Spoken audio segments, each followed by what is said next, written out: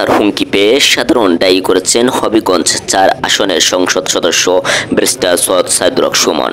শনিবার রাতে ডিএমপি শেরেবাংলানগর থানায় সাধারণ একটি ডায়েরি করেন, যেটিতে ব্যারিস্টার সৈয়দ সাইদুর রহমান সুমন উল্লেখ করেছেন, গত ২৭ জুন ঢাকায় অবস্থানকালে রাত ৮টায় আনুমানিক সময় আমার নির্বাচন এলাকা চুনেরঘাট থানার ভারপ্রাপ্ত কর্মকর্তা তার সরকারি মোবাইল থেকে আমার হোয়াটসঅ্যাপে ফোন করে জানান, আপনাকে হত্যার জন্য অজ্ঞাতনামা একটি শক্তিশালী মহল গত ৩ দিন আগে ৪-৫ জনে একটি টিম নিয়ে মাঠে নেমেছে। আপনি রাতে বাইরে বের হবেন না এবং সাবধানে থাকবেন। চিঠিতে সুমন আরও উল্লেখ করেছেন, তখন আমি ওসির কাছে অজ্ঞাতনামা ব্যক্তিদের পরিচয় জানতে চাইলে তিনি ওই ব্যক্তিদের পরিচয় জানতে অস্বীকার করেন এবং আমাকে সাবধানে থাকার পরামর্শ দেন।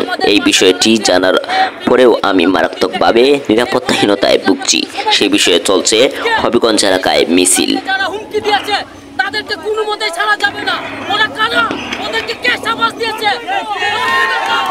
দেখতে চাই ওরা কত বড় শক্তিশালী, ওদের কত বড় শক্তিশালী হাত আছে, ওদেরকে আমরা দেখতে চাই ওরা কি পেয়েছে। আজকে কতদিন আগে আমাদের এ ছিল আজকের সর্বশেষ আপডেট নিয়ে সাথে ছিলাম আমি মাওয়াদ বারুফ, এসএমটিভি নিউজ, ডেস্ক রিপোর্ট, হবিগঞ্জ। অত্যন্ত ভালো মানুষ।